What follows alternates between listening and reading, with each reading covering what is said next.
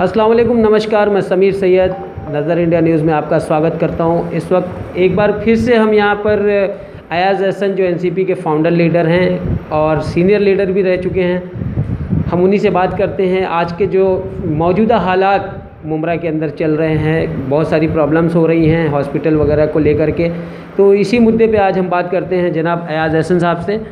अयाज़ भाई, जिस तरह से मुमरा में बहुत सारी प्रॉब्लम्स हो रही हैं हॉस्पिटल वगैरह की हो रही है, क्योंकि बहुत से हमारे जो व्यूअर्स हैं वो भी हमको कंप्लेन कर रहे हैं कि सर कुछ करिए, कि जो आम पेशेंट हैं कोरोना कोविड-19 वगैरह के हटा करके जिनको सुविधा नहीं मिल रही, इसके बारे में आप क्या कहेंगे? देखिए, सबसे पहले तो मैं नज़र इंडिया न्यूज़ चैनल का शुक्रगुज़ार हूँ कि पिछली बार भी उन्होंने मुझे मौका दिया था अपनी बात रखने का। जैसे मैंने पिछली बार ये कहा था कि आपके एरिया वाइज, गली वाइज जो है वो मार्केट लगाना बहुत ज़रूरी है, जिसकी वजह से लोगों को तकलीफ़ नहीं हो, और वो माशाल्लाह से नगर पालिका ने वो शुरू किया है। एरिया वाइज वो मार्केट शुरू हो गया है, लोगों को अब तकलीफ़ें कम हो रही है उस ताल्लुक़ से। अब रही बात, आपने जो मुद्दा उठाया है हॉस्पिटल का, वो बहुत सही और बहुत बेहतरीन मुद्दा है आपका, और इस पर मेरी पहले से नज़र है। और मैंने महसूस किया, जबकि मैंने ख़ुद करीब 10-12 दिन पहले पर्सनली रात में 2:30 से 3 बजे एक पेशेंट को लेकर मैं हॉस्पिटल घूमा हूँ मुमरा कोसा में, जिसमें कोई डॉक्टर इस वक्त अवेलेबल नहीं था। हम गए रहमानिया में, वो रहमानिया बंद था उस पीरियड में, और उसके बाद हम गए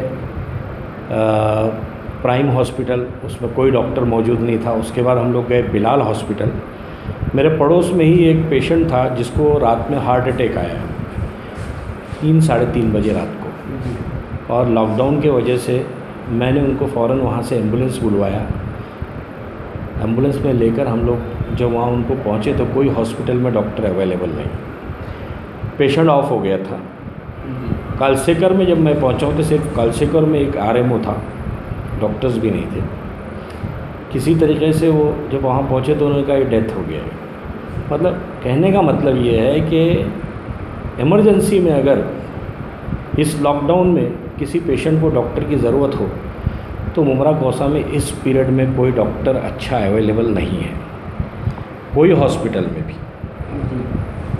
मेरे कहने का मतलब सिर्फ इतना है कि क्या सिर्फ कोरोना का ही इलाज होगा पूरे शहर में, इसके अलावा कोई मर्ज़ नहीं है लोगों को। जैसा कि अभी तो जो है ये अपना कालसेकर हॉस्पिटल को कोविड-19 हॉस्पिटल करार दे दिया गया और खोल दिया गया, तो एक जगह ये भी बात आती है कि जिनके पास पैसे हैं वो तो मान लिया कोविड-19 का टेस्ट करा लेंगे, लेकिन जिनके पास नहीं है उनके लिए आप क्या कहेंगे? देखिए, मैंने पहले भी कहा था, ये सबसे पहले खुशी की बात यह है कि कॉरपोरेशन ने कम से कम इस चीज़ को महसूस किया। अभी मैंने कल संदीप मालवी साहब जो उपायुक्त हैं उनका बयान सुना मैंने कि 70 बेड की व्यवस्था कालसेकर कॉलेज हॉस्पिटल में करेंगे वो कोविड-19 के लिए।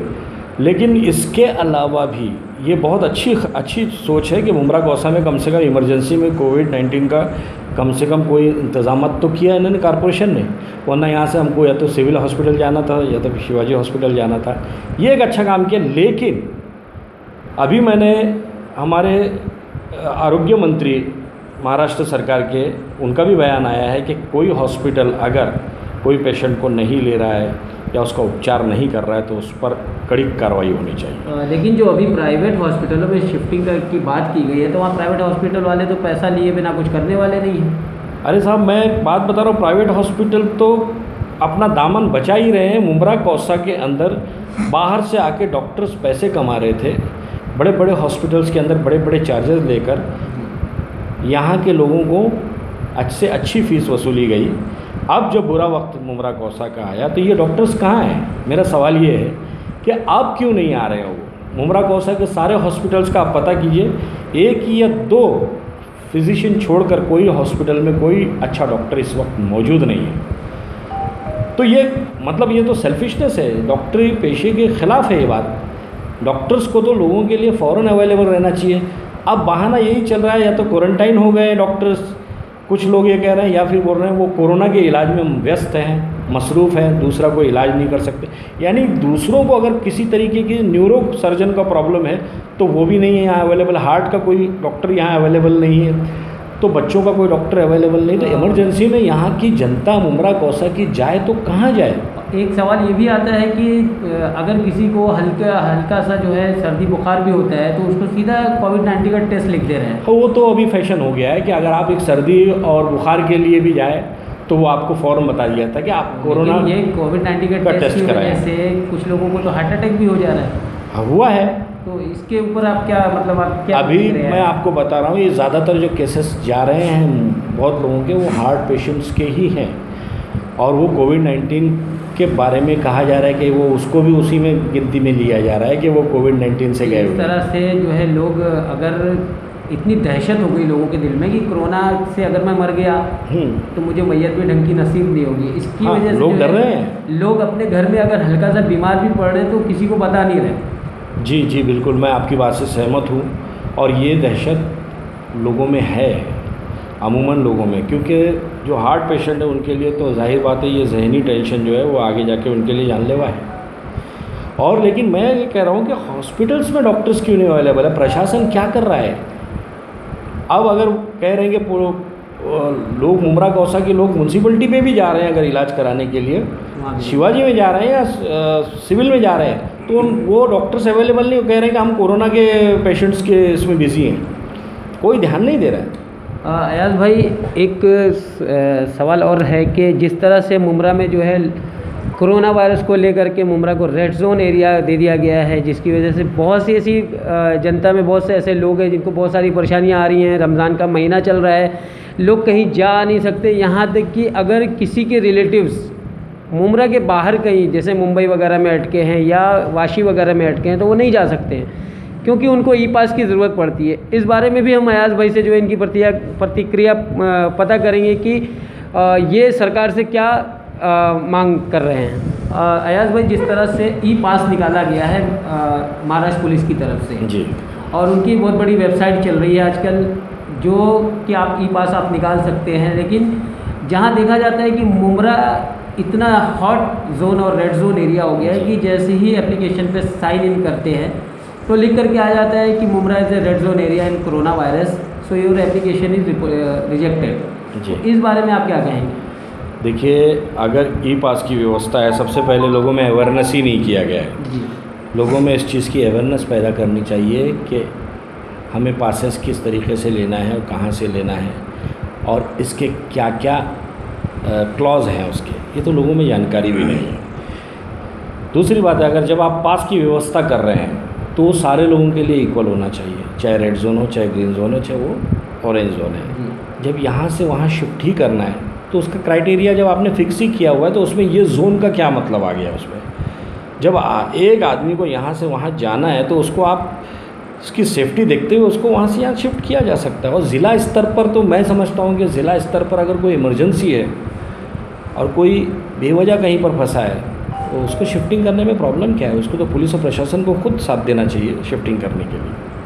हाँ, ये बात है कि अभी जो यूपी बिहार के और काफ़ी दिल्ली के लोग यहाँ फंसे हुए हैं वो तो सही है, सरकार ने अच्छा निर्णय लिया है, उसमें बैठ के वो डिसाइड करेंगे, कलेक्टर को पावर दिया है उन्होंने उसके फॉर्म भरने के बाद जो उनकी फॉर्मेलिटीज़ है वो कंप्लीट करके उनको यहाँ से रवाना किया जाएगा। लेकिन ज़िला स्तर पर मैं समझता हूँ, मैं इस पाबंदी के ख़िलाफ़ हूँ कि एक ज़िले से दूसरे ज़िले में अगर कोई इमरजेंसी पड़ जाए तो जाने की कुछ तो व्यवस्था ऐसी होनी चाहिए जो लोगों के लिए आसानी से अवेलेबिलिटी हो उसकी। कम से कम लोकल पुलिस स्टेशन को ये चार्ज दे दिया जाना चाहिए था कि आप एक काम कीजिए, वहाँ से जाके इन्फॉर्म करिए और वहाँ से एक स्लिप लेके निकल जाइए। ये एक तरीका था। और एक और बड़ा मुद्दा सामने आ रहा है कि मुमरा में जिस तरह से प्रतिदिन कोरोना की जनसंख्या बढ़ती जा रही है, जिस तरह से आप न्यूज़ चैनलों पे भी देखते होंगे, तो क्या वाकई मुमरा में इतना हॉट जोन वाला एरिया कोरोना वायरस वाले लोग हैं? देखिए, जिस तरीके का प्रचार, उसमें थोड़ा सा मैं आपके मीडिया को भी कहूँगा कि थोड़ा सा नमक मिर्च ना लगाते हुए बेहतरीन ढंग से अगर मुमरा की स्थिति रखते तो शायद ये पोजीशन ना आती। अब कोरोना की ये संख्या तो बताई जाती है कि इतनी संख्या बढ़ गई है मुमरा कौसा में, लेकिन ये नहीं बताया जाता है कि कितने लोग जो है वो ठीक होकर भी रिटर्न आ रहे हैं। लेकिन बिल्डिंगों की सिल टूट रही है, लेकिन सिल टूटने के बाद ये वो संख्या में से कितने माइनस हुए ये भी बताइए। दूसरी बात है, क्वारंटीन में कितने लोग हैं ये भी आप एक फिगर डिक्लेयर कर दीजिए कि क्वारंटाइन के अंदर जो लोग हैं वो ज़रूरी नहीं कोई कोरोना पेशेंट है वो। अब दूसरी बात है, नेगेटिव का भी फिगर दीजिए ना। अच्छा, कितने लोगों ने किट के ज़रिए उसको चेकअप किया, कितनों का नेगेटिव आया, कितने लोगों का पॉजिटिव आया, इसकी संख्या कुल आपके सामने रखनी चाहिए, पब्लिक के सामने। अब ये संख्या तो रखी जा रही है कि इतने कोरोना पेशेंट हो गए, लेकिन ये संख्या क्यों नहीं रखी जा रही। और दूसरी बात है, प्रभाग समिति के लेवल पर भी इसको जज करना चाहिए कि मुमरा प्रभाग समिति के अंदर कितने पेशेंट हैं और दीवा प्रभाग समिति में कितने पेशेंट हैं। अब दोनों को मिलाकर आप संख्या बल बताएंगे। कौसा से कुछ इलाके जो है वो दीवा प्रभाग समिति में आते हैं, तो मुमरा से वो एरिया कटता है, तो उसकी संख्या अलग बताइए आप। मुमरा प्रभाग समिति की संख्या एक बार मांग भी किया था सरकार की तरफ से अनाज के लिए, इस बारे में क्या कहना है? क्योंकि अभी भी बहुत से लोग ऐसे हैं जिनके पास खाने के लिए अनाज नहीं है, और जो खाना वगैरह पहले तकसीम होता था आजकल वो भी बंद है, तो इस बारे में आप क्या कहेंगे? देखिए, हम लोग शुरू से लेकर अभी तक हमारी तरफ से जो मदद है वो गरीब तबके को, ज़रूरतमंदों को हमने पहुंचाने की कोशिश की। और मैं इस मिजाज का हूं कि एक हाथ से किया जाए तो दूसरे को पता नहीं चलना चाहिए, इस मिजाज का हूँ। इसीलिए ये तो आपने पूछा, इसीलिए मैंने बता भी दिया कि हमारी तरफ से हमने पूरी कोशिश की लोगों तक मदद पहुंचाने की। लेकिन इसके अलावा मैंने सरकार से एक डिमांड किया था कि आप गरीब तबके के लोगों को कम से कम जो जिनकी हालात खस्ता है उनको अनाज पहुंचाया जाए घर घर, जिसमें से ज़ोमैटो ने एक पहल किया। ज़िलाधिकारी और तहसीलदार के मार्फत से उन्होंने कारपोरेशन को अनाज दिया कि आप इलाकों में जाके बांटिए, और नगर पालिका ने कुछ नगर सेवकों को ये अनाज सुपुर्द किया था। लेकिन मुझे जानकारी जहाँ तक मिल रही है कि लोगों तक सही ढंग से उसका वितरण नहीं हुआ। अगर वितरण हुआ होता तो ये रमज़ान जैसे महीने में, मुबारक महीने में लोग इतने परेशान हाल नहीं होते। ज़रूरतमंदों को कम से कम वो 2-2, 3-3 किलो भी अगर वो अनाज पहुंच जाता, आटा पहुंच जाता, तेल, जबकि उन्होंने दाल दिया था, आटा दिया था, चावल दिया था, तेल दिया था, चाय की पत्ती, शक्कर दिया था, इतनी सारी व्यवस्था देने के बाद भी प्रभाग लेवल पर कुछ नगर सेवकों को दिया भी गया था, जहाँ तक वो नगर पालिका में उसकी जानकारी है, लेकिन सही ढंग से उसका वितरण नहीं हुआ, और वितरण हुआ भी तो वो लोगों को पता भी नहीं चला।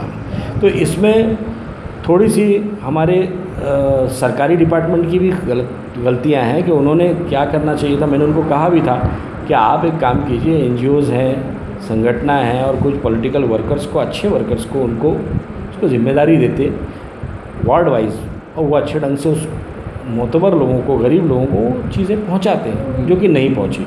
और इसके अलावा भी ये जानकारी भी लोगों को कम पहुंचाई जाए। नगर सेवक, हर वार्ड के नगर सेवकों की जिम्मेदारी है कि वो बताए कि राशनिंग में जो है महाराष्ट्र सरकार का जो अनाज आया हुआ है, कितना चावल है, कितना अनाज है, किस पर क्या फैसिलिटीज़ है, ये अवेयरनेस करनी चाहिए, पहुंचानी चाहिए। लोगों तक जानकारी नहीं है।